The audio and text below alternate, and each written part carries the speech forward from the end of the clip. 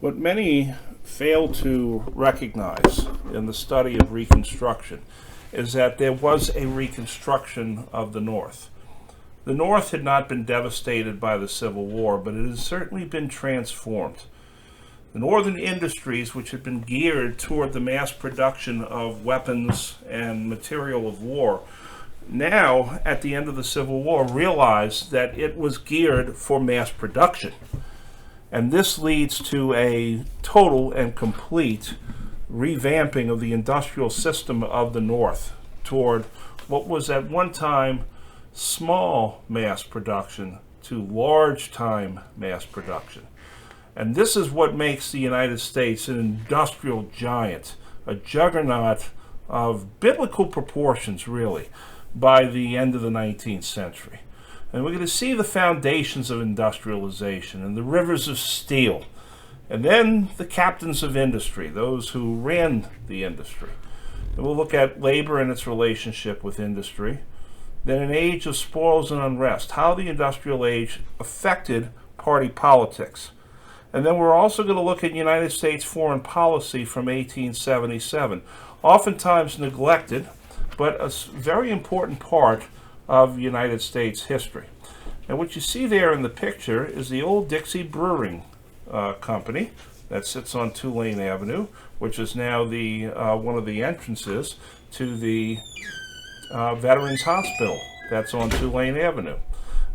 Breweries were very much a part of mass manufacturing of the day, and Dixie and Falstaff and Jack's and Royal and Crescent and so forth were many of the breweries that dotted the New Orleans landscape and dotted the landscapes of cities like St. Louis, Milwaukee, Chicago, other great cities of the Midwest. What were the foundations of industrialization? Well, first of all, it was America. And America had the entrepreneurial spirit of the day. It had people that were on the make that did not have to worry about aristocracy or where you were born or what part of society you were in. The only aristocracy that mattered was an aristocracy of merit. And that is very conducive to the entrepreneurial spirit. The United States also has a superabundance of mineral resources, especially anthracite coal, which we call hard coal. Not the kind of coal that you put on your barbecue pit. That's charcoal. We're talking about long burning, higher heat coal, which can smelt metals. You also had interchangeable parts, which had existed since the time of Eli Whitney. And you had an abundance of capital. Banks had money, and they were looking to loan the money out, because you loan the money at interest, you get your money back at that interest, you have made more money. Congress in 1862, while the Civil War is still going on, had passed what was known as the Homestead Act. It was signed into law by President Lincoln, and it encouraged Western migration by providing settlers 160 acres of public land. In exchange, the homesteaders paid a small filing fee and were required to complete 5 years of continuous residence before receiving ownership of the land. Now, why is that important to industrialization? Because much of the land that is given out by the Homestead Act is in the West.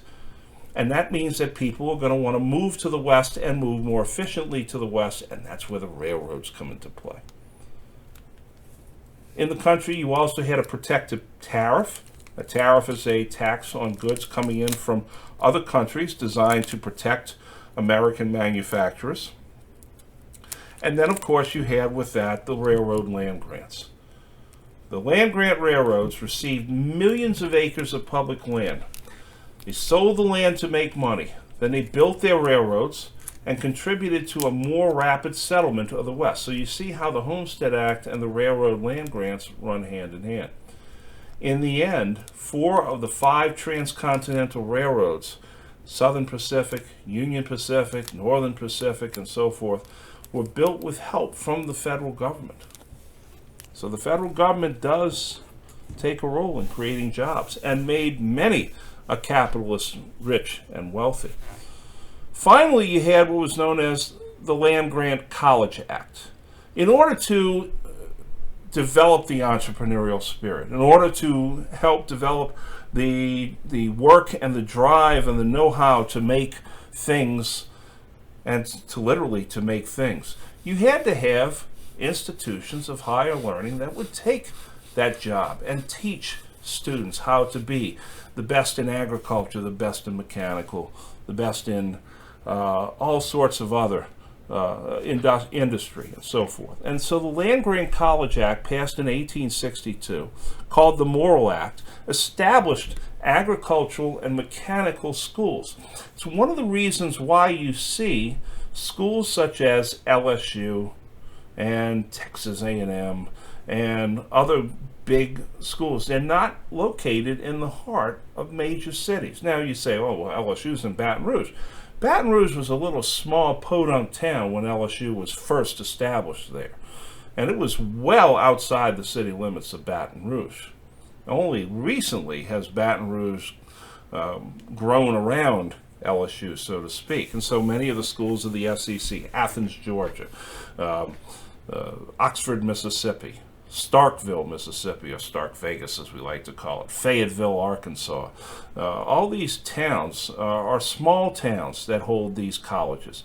And so this is where you have schools such as Michigan State and Oregon State and Iowa State, the state universities. Rather than being the University of Iowa, these are the state colleges. They are designed to teach agricultural and mechanical. They're A&M schools, so to speak. A second act in 1890 is what helped build many of the southern schools and also helped build many of the black agricultural and mechanical schools like Florida A&M and Grambling A&M and Southern A&M and so forth. Perhaps no greater expression of industry existed in the United States and really in the world than the railroad. The railroad was the sort of the pinnacle or the apex of the industrial age because it combined so many different industries into one thing. Railroad expansion had begun really before the Civil War and was even promoted during the Civil War. Again, Lincoln signs the Pacific Railway Act to help create a transcontinental railroad, planning for after the Civil War. The other thing is what's called conversion to the standard gauge. Gauge is the distance between the rails on a railroad track. It's the width of the rails. And so some railroads, in order to avoid the competition or to compete more, would change the width of their rails from place to place. And so the federal government came in and said, okay, all you railroads, you're going to have one standard gauge, and that's it. And this allows for railroads to now be assumed into each other. Railroads become the model for big business, and it becomes an intense competition. And no more greater competitor existed than the man in that picture there, Cornelius Vanderbilt, nicknamed the Commodore. And thus the university he founded, Vanderbilt Universities, their mascot is the Commodore. And it's one of the few SEC schools that are located actually in a major metropolis, Nashville, Tennessee. The centerpiece of the railroad world was Chicago, Illinois, though. And Chicago was important for a number of reasons. Number one, its location on the Great Lakes made it an ocean-going port. It literally meant that all the way into the center of the country, you had an ocean-going port in Chicago because ships could leave the Great Lakes, go out through the St. Lawrence Seaway, and out into the Atlantic.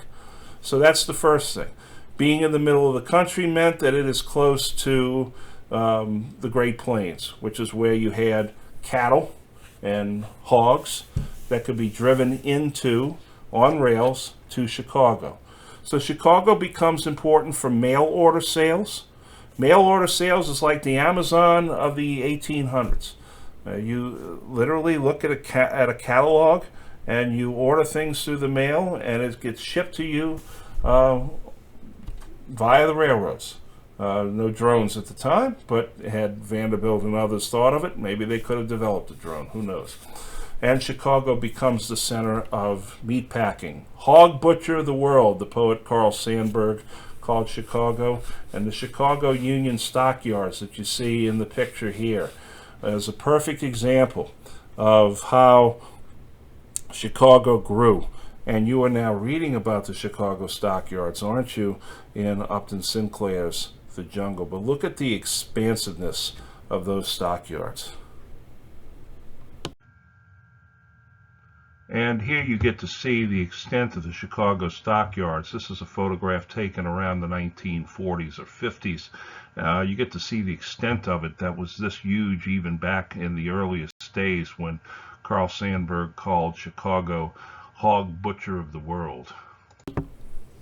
In these big industrial ventures, you had usually one or maybe two men that were the driving force behind that venture.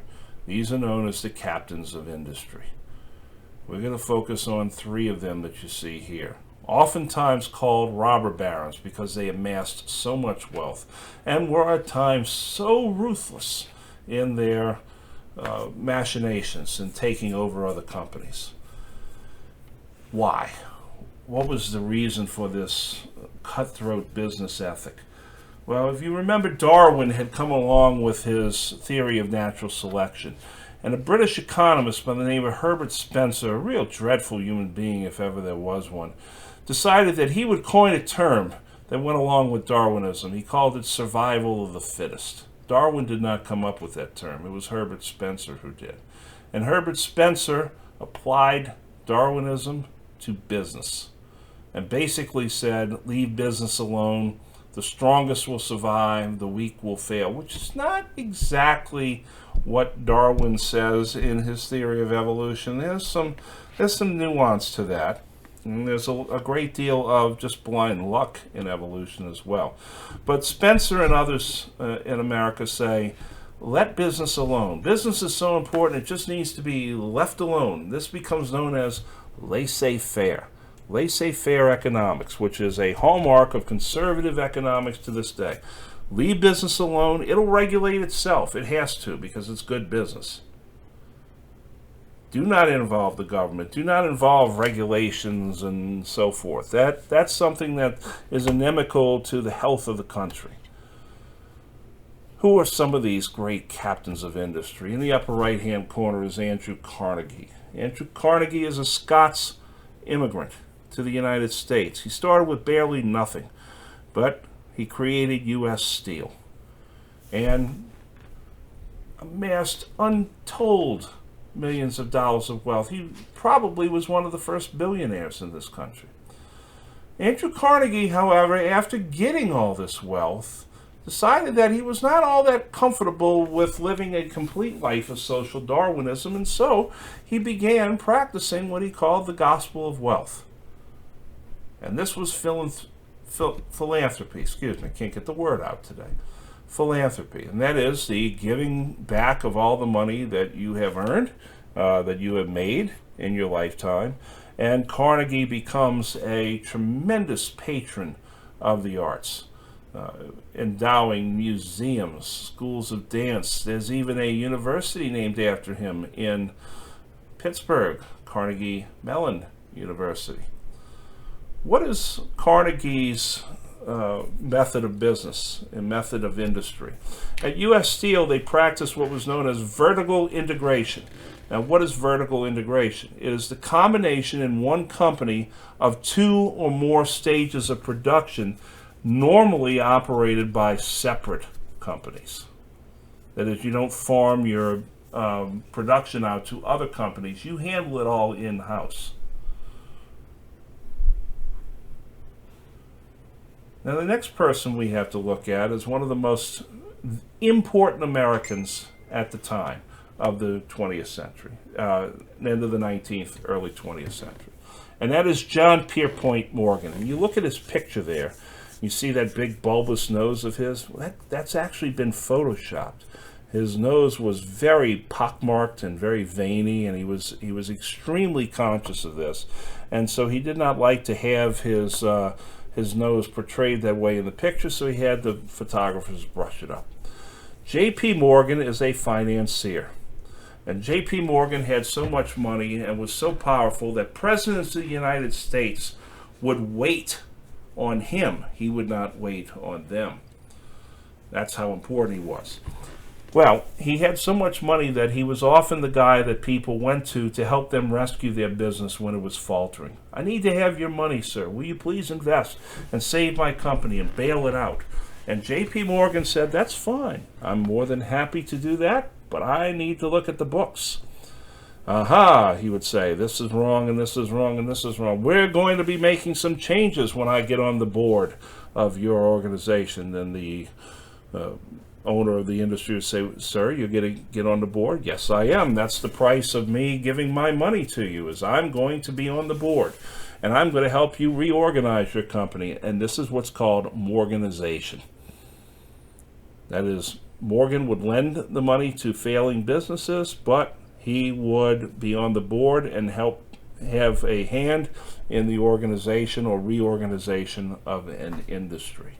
And so, Morgan becomes one of the great financiers of the day, and you also see that his family combined forces with the Chase family, and so you have Morgan Chase.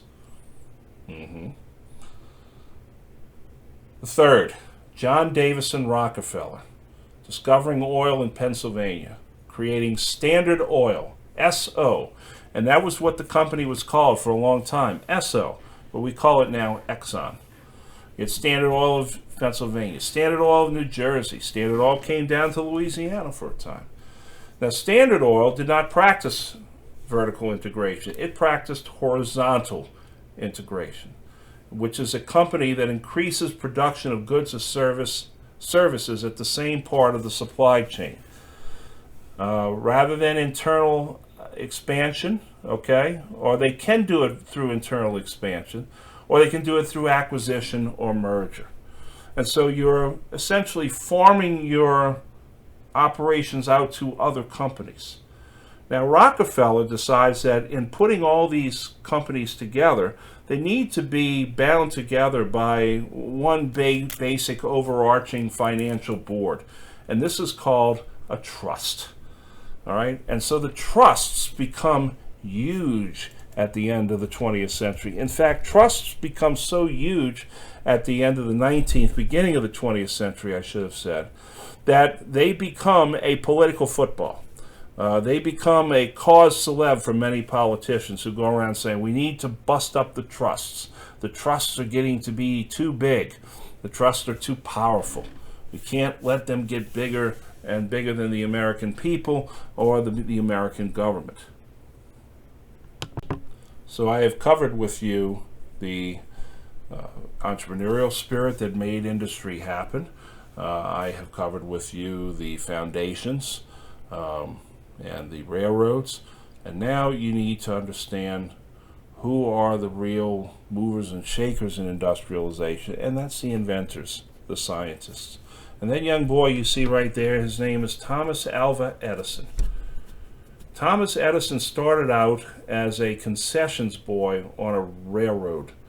That's how he began, as just a young boy selling concessions on a railroad. But eventually he had such a scientific mind that he would eventually have more than 1,000 patents on inventions, most of which were in the area of electric telegraphs.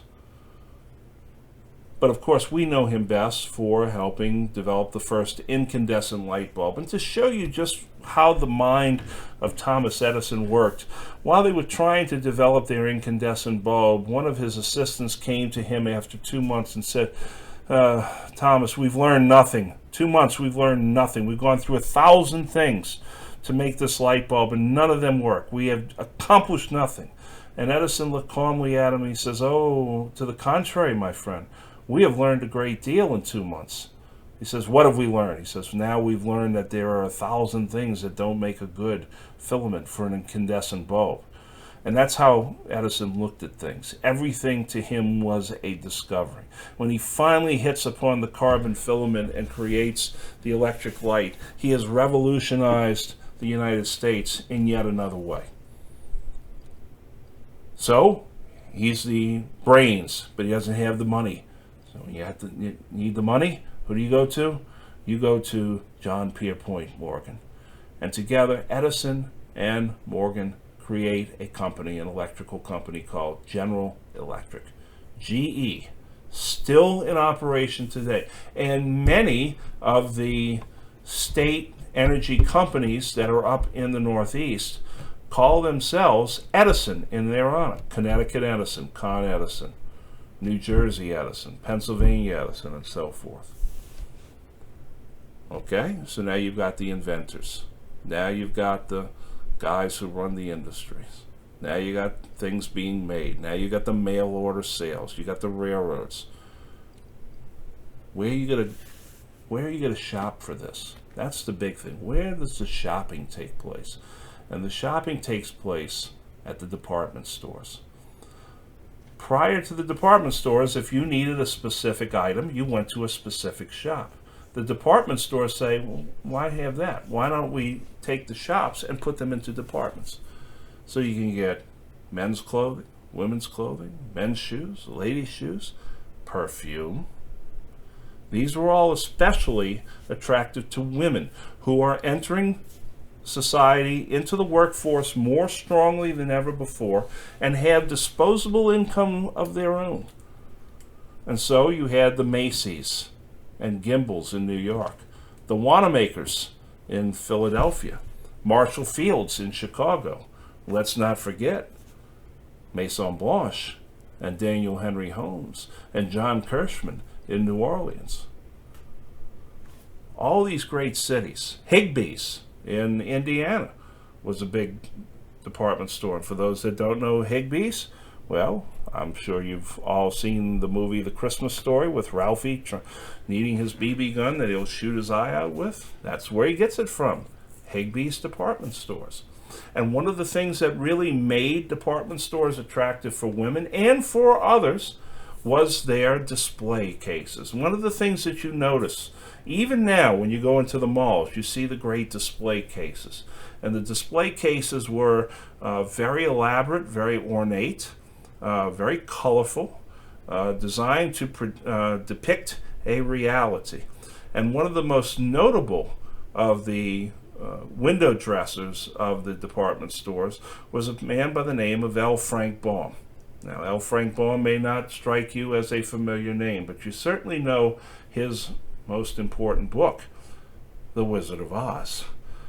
And if you think about it, think about the department stores and think about The Wizard of Oz. And think how the Emerald City is nothing more than a dressed-up department store. John Wanamaker of Philadelphia had not been able to serve in the Civil War because he had had a medical condition, but he had enough capital to go into business with his brother-in-law and create the first department store, and they bought the old Pennsylvania Railroad Station terminal that had been shut down and was falling apart in downtown Philadelphia, and he turned it into the Grand Hall of Wanamaker's. And there you see, it's still there to this day. It's still Wanamaker's department store.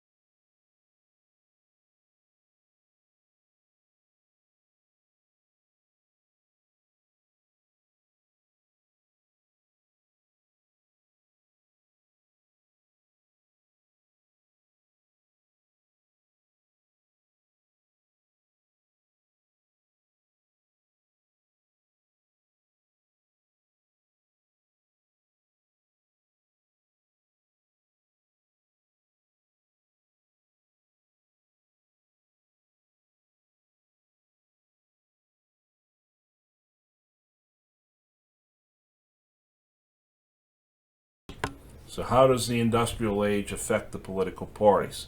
Obviously, it means that political sides are going to be taken between labor and management. It's also going to be designed on the money that's available. Political parties go through their transformation, and I hope that you all are going to be looking at the murder of a president with James Garfield as part of your assignments. The political parties held party conventions. You see all this primary stuff and caucusing and so forth? None of that back then. You just had one big party convention. And that's where they sat down in smoke-filled rooms and they hammered out their platforms and they chose their candidates.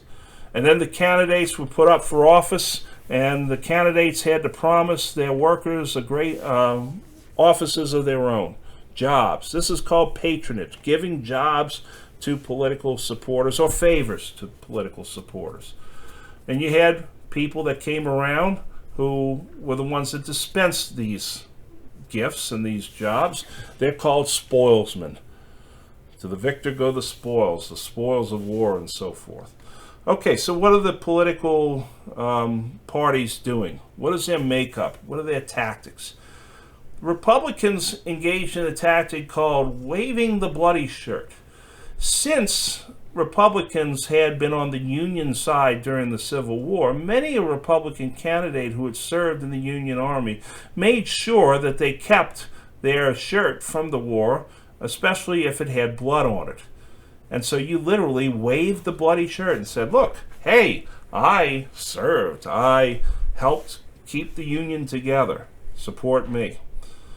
In order to make sure that all former Union veterans could vote and were reminded of whom they should vote for, they created a sort of a forerunner to the American Legion called the Grand Army of the Republic that had chapters and lodges throughout the United States that got together. And it was a fraternal and social organization, but let's not forget for 1 second, it was a political organization. The main base of the Republican Party, Protestants, white Protestants. But African Americans also belonged to it, because remember, Republicans had been the party of Lincoln, the party of the Emancipation Proclamation, the party of the 13th Amendment and the 14th and the 15th Amendment. What about the Democrats? What did they do? Well, Democrats waved the bloody shirt when it was convenient for them, especially Southern Democrats who'd served in the Confederacy. They were quite willing to make sure that their shirts were shown. Case in point, Francis T. Nichols, the governor of Louisiana, Governor Nichols, as I said. He had lost an arm in the Civil War. And when he comes home, he works very quietly as governor of Louisiana in a suit and tie with his arm pinned up. But somehow or other, he always managed to find his uniform during election season. He would go around in his gray Confederate tunic with his sleeve pinned, not using his prosthetic anymore. And, you know, that was all part of the show. Democratic politics were anti-government, keeping government to a minimum. They were anti-prohibition. They did not want to see a restriction on alcohol consumption. One of the reasons being is that a large portion of the Democratic Party was made up of immigrant Catholics, especially Irish, who had come into the country. With big parties like this, with spoilsmen and so much at stake, there was scandal and there was corruption. First, you had the Credit Mobilier scandal. The Credit Mobilier scandal was a scandal involving the company, the finance company, that had been created to help build the Transcontinental Railroad. Members of the Credit Mobilier were essentially skimming off the top. In New York, you had the Tweed ring. The man in the bottom right-hand corner is William Marcy Tweed, the notorious mayor of New York, just a basic poster child for corrupt city machine politics. The Tweed ring was eventually broken up, and Tweed was sent to prison, and then he got back out again. Never got into politics after that. You had the whiskey ring as well. The whiskey ring was a collusion of several states, actually, and senators who essentially were fixing prices and diverting tax revenues. This involved government agents, politicians, whiskey distillers, and distributors. It began in St. Louis, but it moved into Chicago, Milwaukee, Cincinnati, Peoria, Illinois, and let's not forget a great place for liquor creation and consumption, and that is, of course, New Orleans. All of these undermined the Grant administration and cast a shadow on Ulysses S. Grant's legacy. What are the answers that people had to corruption and politics? Well, one of them was one that worked out in the country, and that is called the Grange. The Grange is the association, essentially, of husbandmen, I believe, and it was designed to make sure that farmers were given a fair price at for their crops. It was designed to make sure that new developments in technology and fertilization were distributed to the farmers so that they could make the most of their crops. Many farmers were chronically short of cash. The United States had been on the gold standard. It went off the gold standard during the Civil War, but now was back on. Many people wanted money that was not backed by gold. For every dollar of paper money, you were supposed to have $1 of gold in reserve. Well, greenbackers said, no, enough of that. Just print paper money as we need it because the farmers really need it. Others said, the best way to do this is to have a graduated income tax, to help people pay their fair share. In 1877, labor and political corruption all came together in the Great Railway Strike of 1877. It damn near shut down every railroad in the country. And it showed just how effective strikes could be for the use of violence at the picket line and so forth. It mandated the use of federal troops, and so federal troops literally had to be brought in to break this up. And so American troops are being used against American citizens yet again. Why did the strike happen? It started in Martinsburg, West Virginia, after the B&O Railroad, the Baltimore and Ohio Railroad, cut wages for the third time in a year. It lasted for the better part of about 9 weeks or so, and was finally put down very violently. Last but not least, one should look at U.S. foreign policy from 1877, and of course that means we're going to look at it from even before then.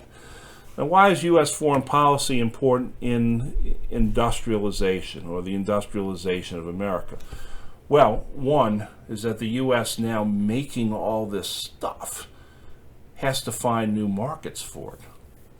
And it also has to find new sources of minerals and natural resources that would help spur industry. In 1867, William Seward, who was Lincoln and Andrew Johnson's Secretary of State, purchased Alaska from Russia. Many people said, what in the hell have you done? This is Seward's folly. You have purchased a big hunk of rock and ice filled with Eskimos and polar bears.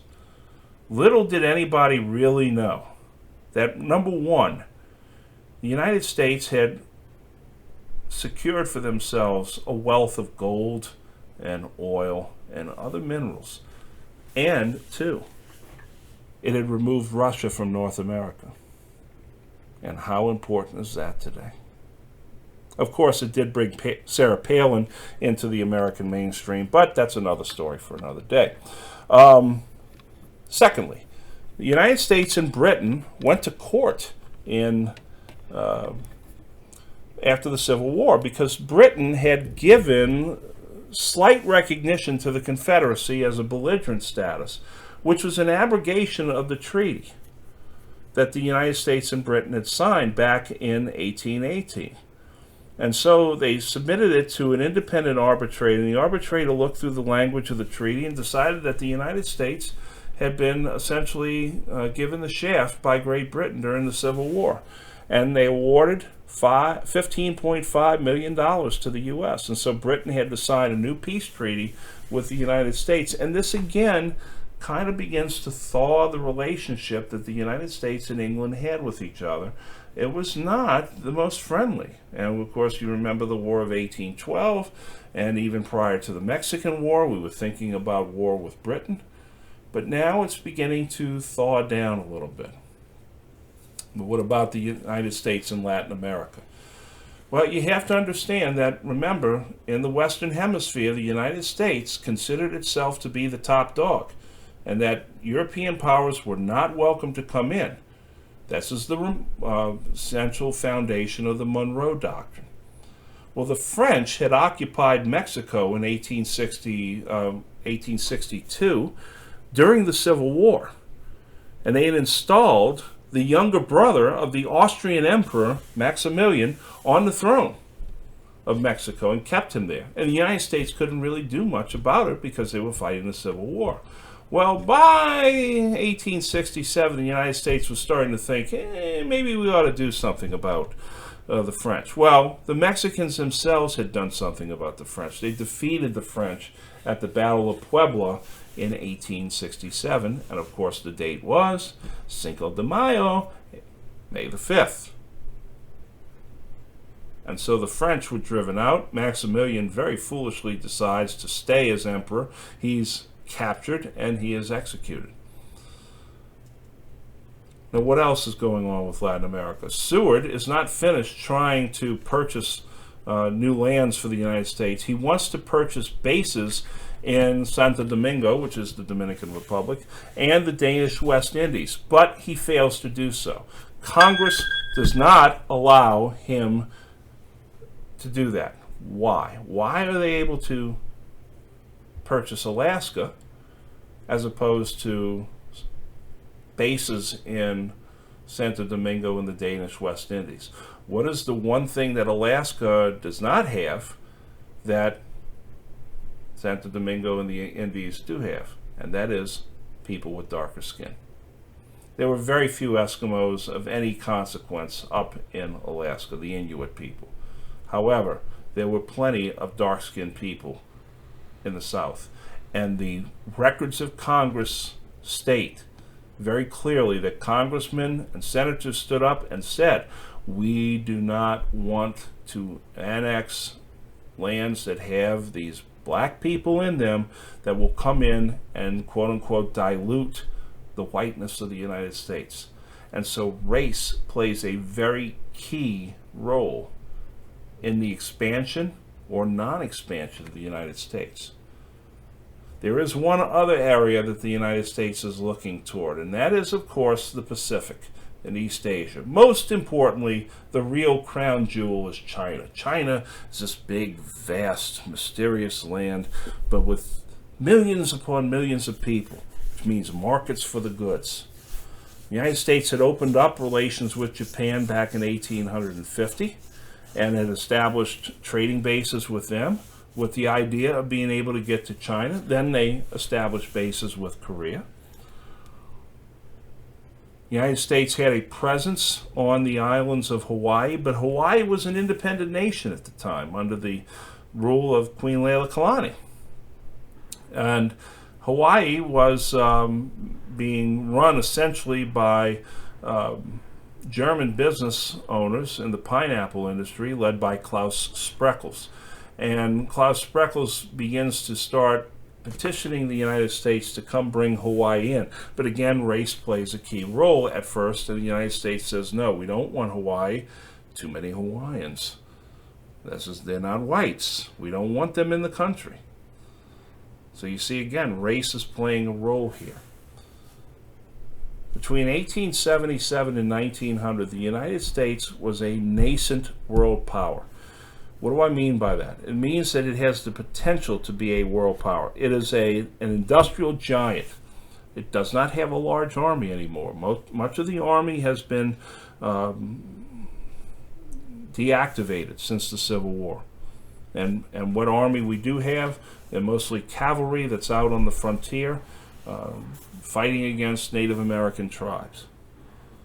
Our Navy, pretty much non-existent at this point. But the potential that we have to build an army and to build a navy is there. And so many people who ignore America do so at their own peril. And that's very key as you move into the turn of the century, that the United States is a country that, well, if properly stirred up, can become a major power in the world.